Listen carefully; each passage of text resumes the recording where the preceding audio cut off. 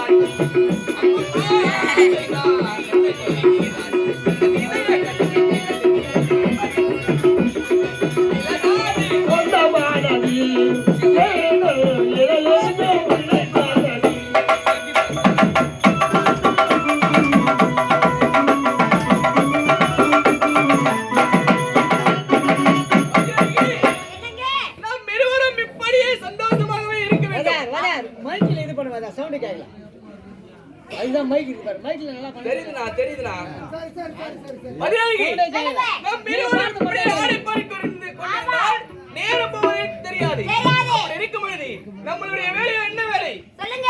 இருப்பவர்களிடம் கொள்ளையடித்து இல்லாதவருக்கு கொடுப்பது வழக்கம். இருக்கும் பொழுது நாம் இருவரும் செல்லலாமா? கொள்ளையடிப்போம், புறப்பட்டு வா.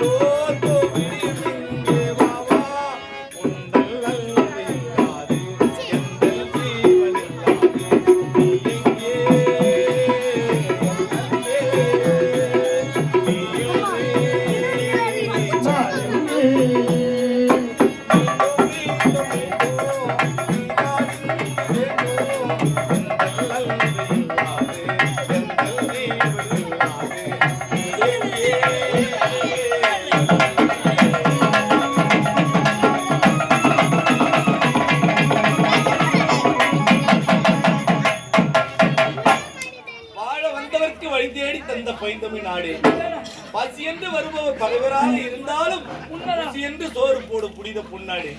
என்னுடைய வாழ்க்கையில் ஈவு இருக்கமில்லையா?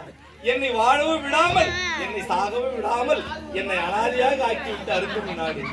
யாருக்கு என்ன தீங்கு செய்தேன்? மக்கள் கூட மண்டபத்தை இழுத்து தள்ளினேனா அல்லது குழந்தைகள் உண்ணும் உணவிலே விஷத்தை கலந்தேனா?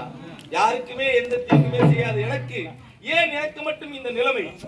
நான் ஏன் இப்படியெல்லாம் வாழ வேண்டும்? இந்த உலகத்தில் உள்ள ஒவ்வொரு உயிர்களும் சந்தோஷமாக வாழ்ந்து கொண்டிருக்கும் போது நான் மட்டும் எதற்காக நிம்மதியின்றி வேதனையோடு தினம் தினம் தவித்துக் கொண்டிருக்கிறேன்? எனக்கு மட்டும் ஏன் இந்த நிலைமை? இறைவா, எனக்கு மட்டும்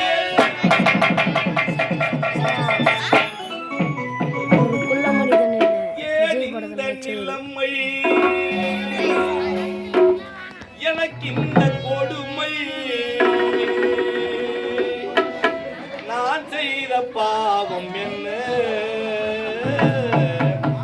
தீராத சோகம் என்ன? ஏன் இந்த நிலைமை? எனக்கு இந்த கொடுமை நான் செய்த பாவம் என்ன? தீராத சோகம் என்ன? ஏன் இந்த நிலைமை?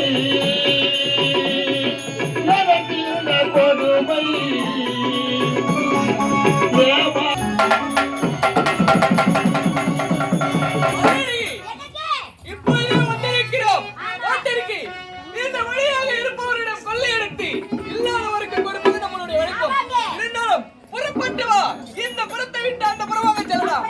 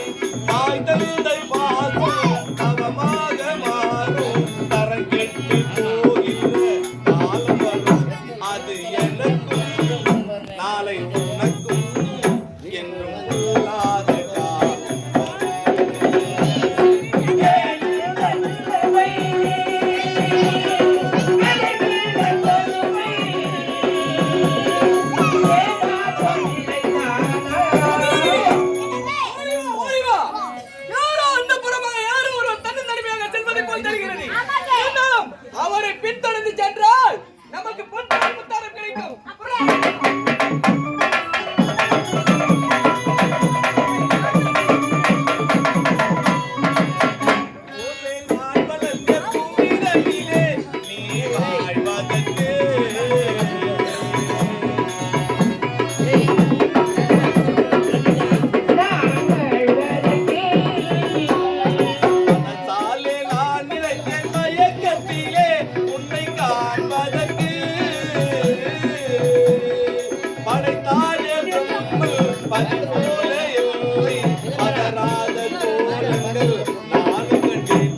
என் வாழ்வு அது வருமா?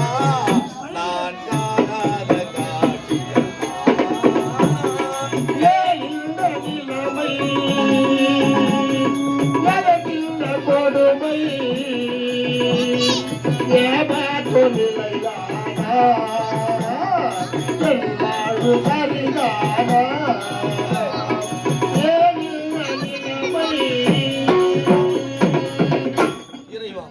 காலமெல்லாம் என்னுடைய வாழ்க்கை இப்படியேதான் ஆக வேண்டுமா?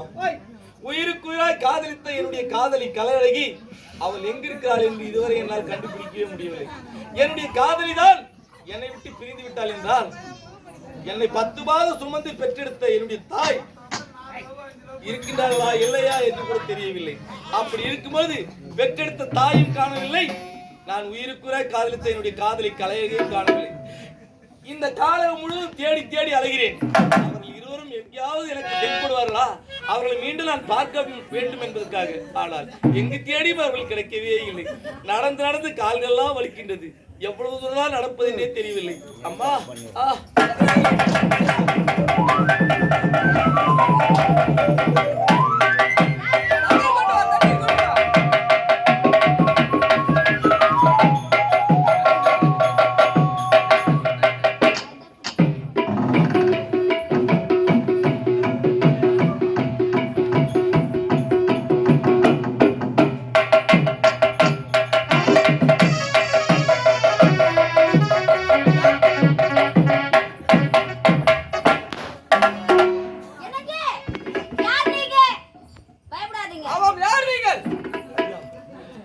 இந்த காட்டில் பார்ப்பதற்கே பயங்கரமாக இருக்கின்றீர்கள்.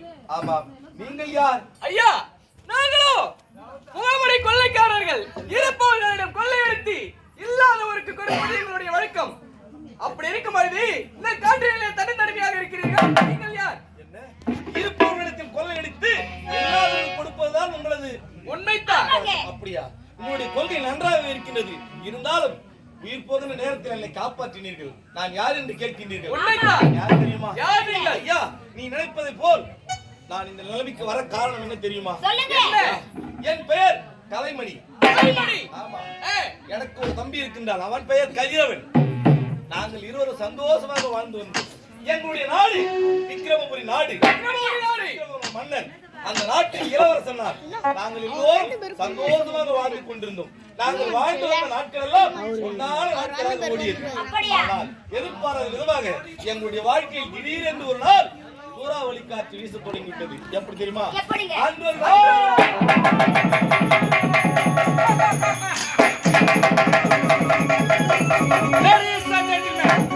தென்னாடு, அதிலும் குறிப்பாக பலநாடு பலவற்றுக்கு பயன்பட வேண்டும். அதிலும் தேக்கம் நிறைந்த காடுகள், ஏழைகள் வாழும் வீடுகள், பெண்கள் தவிர்த்து விளையாடும் தோட்டம், தென்மதுரை தமிழ்ச்சங்கத்தின் கூட்டம் நிறைந்த ஊர்கள், ஏழைகள் வாழும் வீடுகள், சிற்பக்கலை கோவில்கள், கற்பனைக்கும் எட்டாத அற்புத சிலைகள், நெற்கதிகளை சுமக்க இயலாததால் நாடமிகு நகை போல் தலை சாய்ந்து கிடக்கும் நெல்வயல்கள், தேன்சோரின் தோட்டம், தேனீக்கள் கூட்டம், கடல் தரமுத்து, இவை அனைத்து நம் நாட்டில் சொத்து. இப்படி இருக்க இந்த விக்கிரமபுரி நாட்டை ஆளக்கூடிய மன்னருக்கு போர்படை தளபதியாக கரிகாலன் என்ற பெயரோடு வாழ்ந்து வருகிறேன்.